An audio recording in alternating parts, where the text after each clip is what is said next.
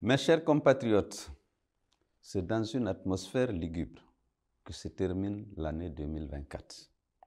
Le pouvoir du CNRD nous a ramenés à des temps que nous croyions à jamais révolus. Kidnapping, disparition forcée de citoyens, assassinat, confiscation des libertés fondamentales, bâillonnement de la presse, autrement dit, une politique de la terreur, caractéristique des régimes totalitaires.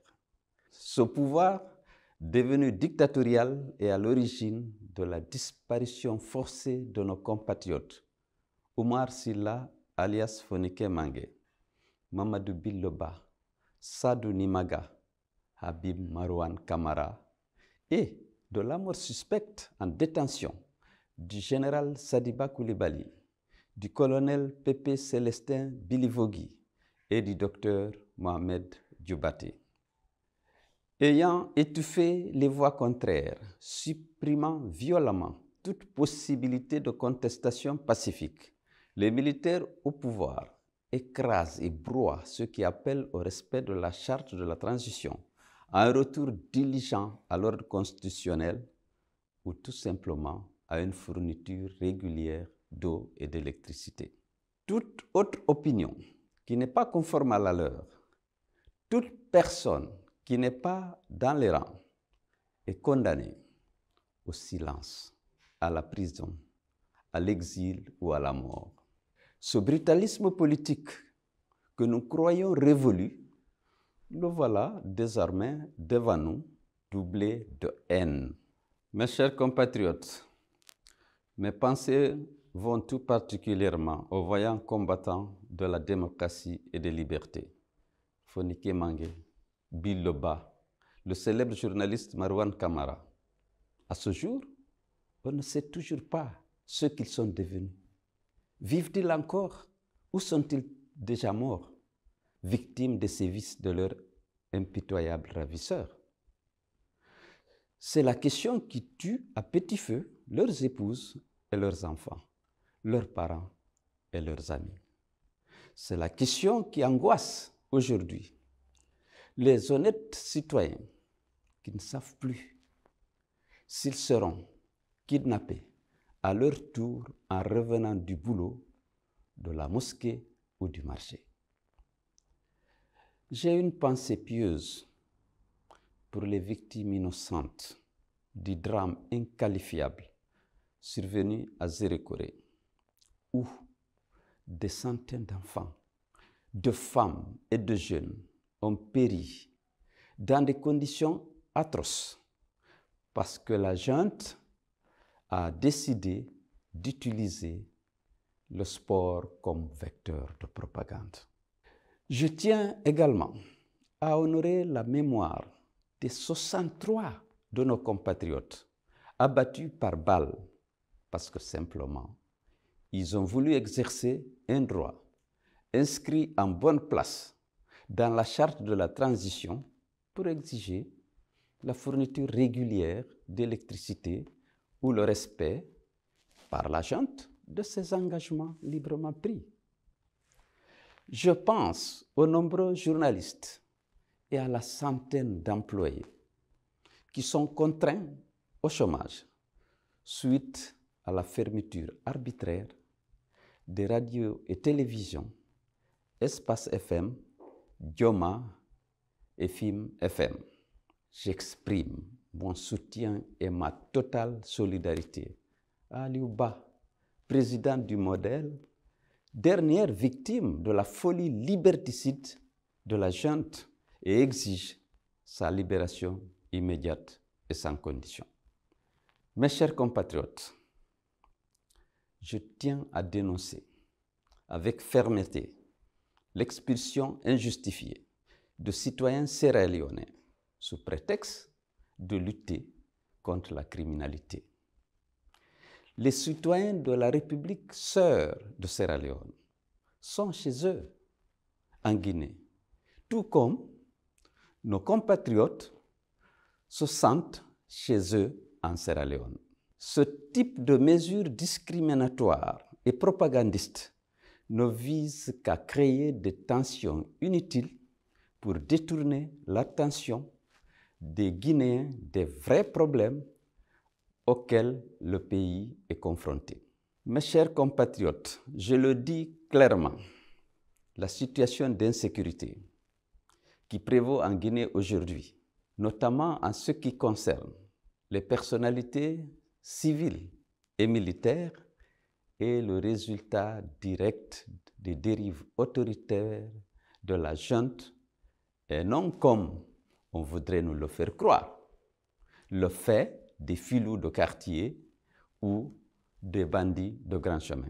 Mes chers compatriotes, sur le plan économique, la situation de notre pays est tout aussi alarmante.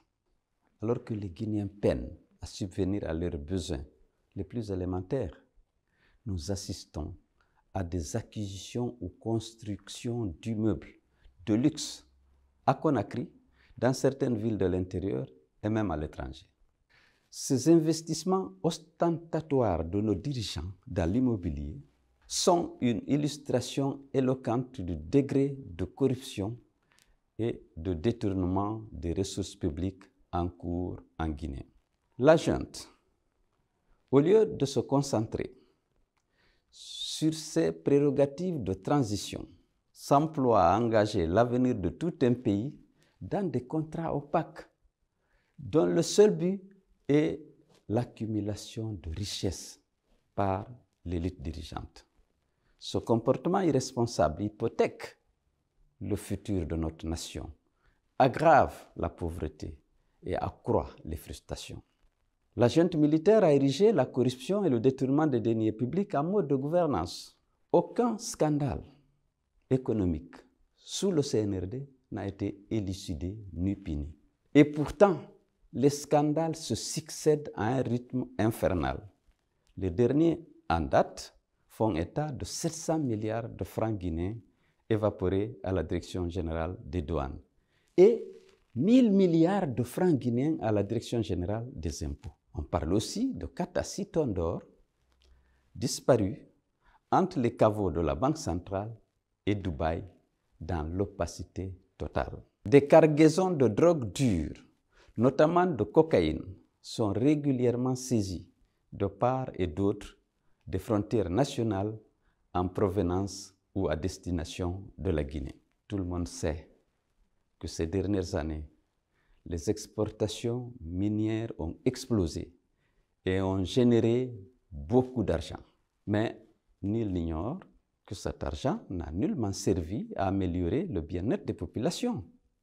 Au contraire, il a été englouti dans les poches des dirigeants et des trafiquants d'armes et a servi à acheter la conscience des leaders d'opinion en contrepartie de leur soutien à la promotion de la candidature du chef de la junte. Mes chers compatriotes, cette situation critique exige de nous responsabilité et courage. Il n'a jamais été facile de combattre une dictature. La réponse au recours systématique à la violence et à la force exige de notre part une solidarité renforcée autour de l'idéal commun de reconquérir nos droits et libertés. La dictature durera aussi longtemps que nous renoncerons à ce que nous sommes, à ce que nous voulons être, des hommes et des femmes qui aspirent à vivre libres dans une Guinée unie, prospère et démocratique. Oui, le prix à payer pourra être lourd, car nous faisons face à ceux qui n'entendent et ne comprennent que le langage de la force.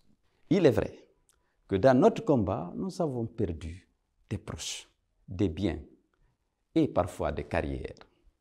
Je comprends ceux qui pensent qu'il faut tout arrêter et attendre la prochaine transition. Mais je comprends mieux nos compatriotes qui appellent à un changement d'attitude et de stratégie pour continuer la lutte. À toutes et à tous, je voudrais dire avec une forte conviction que nos morts ne seront pas morts pour rien, que notre lutte a encore tout son sens. C'est dans l'adversité que nous puisons notre force et que se renforce nos convictions pour la liberté, la justice et l'égalité. N'acceptons pas que le CNRD nous fasse reculer. Opposons à l'intimidation et à la violence du CNRD notre détermination à affranchir la Guinée de la malédiction de la violence.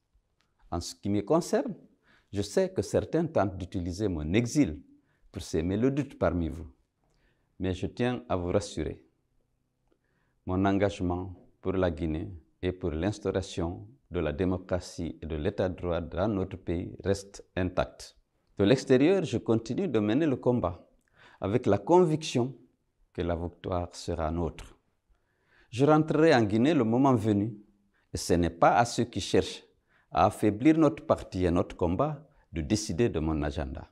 C'est l'occasion pour moi de rendre un hommage appuyé aux militants et responsables de l'UFDG qui sont tous restés fidèles au parti, malgré les campagnes d'intimidation et d'achat de conscience qui les visent particulièrement. Leur fidélité au parti et leur travail acharné pour ce rayonnement dans un contexte extrêmement difficile méritent notre reconnaissance. L'UFDG est aujourd'hui plus forte que jamais parce que le parti est resté fidèle à ses valeurs et uni face à l'adversité.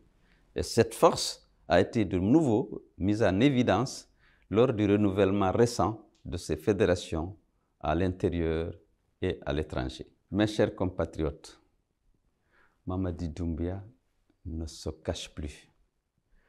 Mamadi Doumbouya ne se retient plus. C'est le viol constant de la morale, le mépris de la vie humaine. C'est la terreur au grand jour. Cet officier que nous avions applaudi pour nous avoir promis une transition brève et respectueuse des droits humains et des libertés fondamentales, ainsi qu'un retour rapide à l'ordre constitutionnel, est devenu l'homme du parjure et du renoncement. Cet homme nous avait promis que la justice serait sa boussole. Il nous avait juré que personne, ni lui, ni ses collaborateurs, ne se porteraient candidats aux élections organisées pour le retour à l'ordre constitutionnel. Aujourd'hui, il foule au pied la charte de la transition. Il trahit sa parole donnée. Il renie son serment d'officier. Il ne respecte ni le chronogramme qu'il a imposé, ni l'accord conclu avec la CEDEAO. Il est clair aujourd'hui pour l'ensemble de Guinéens qu'il n'a qu'une seule idée en tête: conserver et consolider par la force et la ruse le pouvoir qu'il a pris par les armes.